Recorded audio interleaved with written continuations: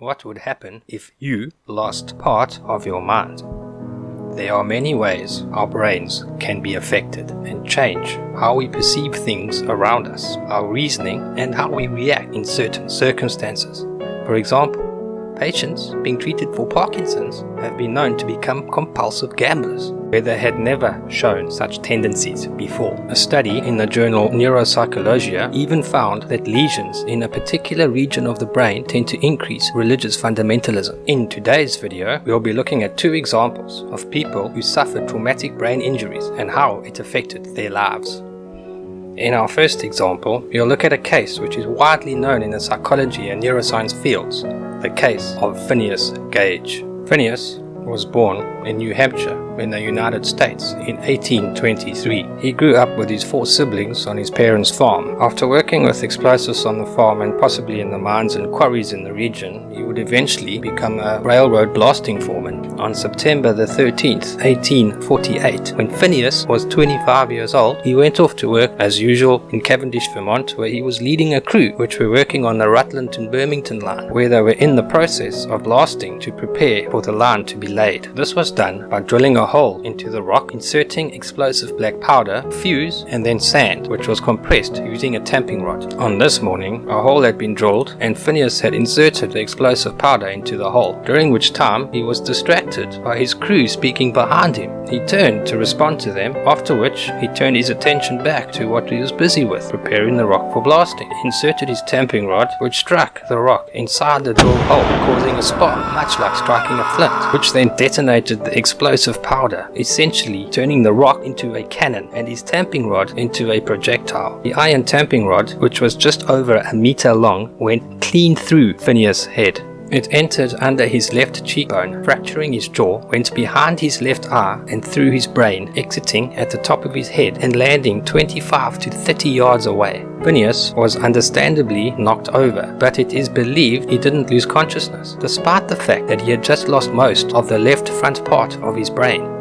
Phineas got up and was able to converse with his crew and walk around until physician Dr. Edward H. Williams arrived an hour later. It seemed impossible that Phineas had survived, let alone be able to walk and speak and interact with him. He cleaned Phineas' wounds, the entry and exit points, during which time a part of Phineas' brain fell out through the hole in his head. Unfortunately, after a few days, his wound got infected, causing an abscess on his brain, and Phineas fell into a coma. His family doctor, Dr. John Martin Harlow, took over from Dr. Williams after the first 2 days, treated the infection, and Phineas recovered. 10 weeks after the incident, Phineas was able to return home to his parents' house. After a few months, Phineas felt strong enough to resume working, but unfortunately, the contractors who had employed him previously would not give him his position back. It is believed this is because his personality had changed so much, where previously he was one of the most capable and efficient foremen and was now apparently impulsive, unstable, irreverent, and profane. According to Dr. Harlow, who documented every part of Phineas' case. He was also apparently now impatient, obstinate, and unable to execute any plans that he had made. Despite this, Phineas was still able to hold down a number of responsible employment positions, including working at Barham's American Museum in New York City. He worked in a hotel livery stable and was employed as a coach driver in Chile, eventually moving to Santa Clara County to work on a farm with his parents. In February 1860, at the age of 37, Phineas started having epileptic seizures, which unfortunately ultimately caused his death. He was buried on May the 23rd, 1860. 7 years later, Dr. Harlow requested that Phineas' body be exhumed for further study. This was done, and his remains sent to Dr. Harlow. His skull, a cast of his head, and the tamping iron are now on display at the Warren Museum Exhibition Gallery at the Countway Library of Medicine in Boston.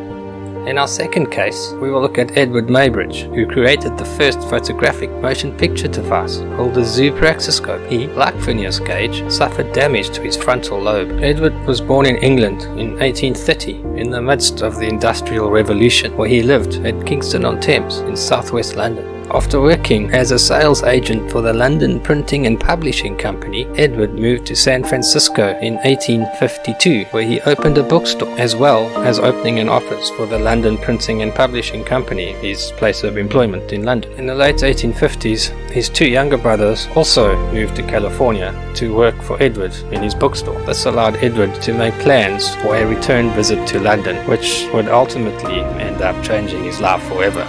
In 1860, when Eadweard was 30 years old, he planned this trip to London on a ship called Golden Age. However, he was unable to get to the port in time before the ship departed, so he elected to take a stagecoach to St. Louis and then New York and depart from there. However, during the journey to St. Louis, the driver of his stagecoach lost control after the brakes malfunctioned, causing the stagecoach to crash into a tree. Eadweard suffered major head trauma in the accident. When he regained consciousness, Eadweard had double vision, which he described as seeing separate images in each eye, as well as the loss of smell and taste. These symptoms all indicate trauma to a part of the frontal lobe of the brain called the orbitofrontal cortex. He also suffered from personality changes, becoming emotionally unstable, aggressive and possessive, all of which indicate damage to his frontal lobe. Interestingly, he also changed the spelling of his name several times after the accident. After being treated for 3 months in Fort Smith, Arkansas, he went to New York and then London for treatment by famed neurologist Sir William Whitty Gull, who was Queen Victoria's personal physician.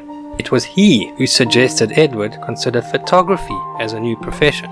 Eadweard had become increasingly interested in time since his accident, which had changed his perception of the world and his ability to express himself artistically. He became interested in animal and human locomotion, capturing still images of motion, showing what could not be perceived by the human eye. This eventually led to Eadweard creating the zoopractoscope in 1879 after taking a series of photographs of a horse galloping. He used his zoopractoscope to display a progression of these photographs, creating the impression of motion. This was the first photographic motion picture device, an important predecessor to the movie projector. Without the changes to his brain due to the trauma, Eadweard Muybridge would likely never have gained such an interest in time and photography, and therefore not developed the zoopractoscope. Despite Eadweard's successes after his accident, he didn't have an easy time of things. His personality changes proved challenging. Despite that, he got married to 21-year-old Flora Stone in 1871, who gave birth to his son in 1874. However, he suspected the child was not his after discovering a photograph of the child with a note saying Little Harry, which led Eadweard to believe that the child was fathered by another man named Harry Larkins, with whom his wife was acquainted. So in October that year, Eadweard would make his way to Yellow Jacket Mine, where Harry Larkins lived, and fatally shoot him. He would spend the next 4 months in jail awaiting trial.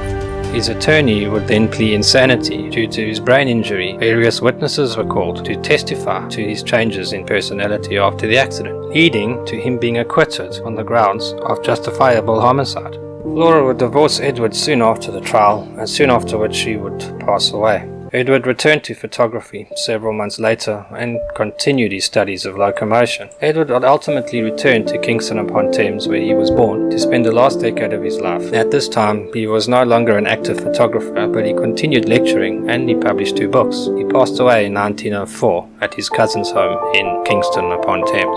These are 2 famous examples of how a traumatic brain injury changed people's lives, and in this last case made Eadweard incredibly successful in a career that he had shown no interest in previously. These 2 cases are still studied by neuroscientists today, as we learn more about how the different parts of our brain interact and dominate over others in certain circumstances, and the associated behavioral changes that are symptoms of that. So, if Eadweard Muybridge could be acquitted for murder because his brain had changed, can we not make a case that any criminal in court could claim that an incorrect part of his or her brain was in control at the time of their misdoing? In most cases, it wouldn't be a lie, and it caused them to perform an act that is deemed unacceptable by the differently functioning brains of the rest of society. Well, that's it for this video. Hopefully it gives you something to think about. In an upcoming video in the series, we'll have a look at how changes to our brains affect our everyday life. Thank you for watching.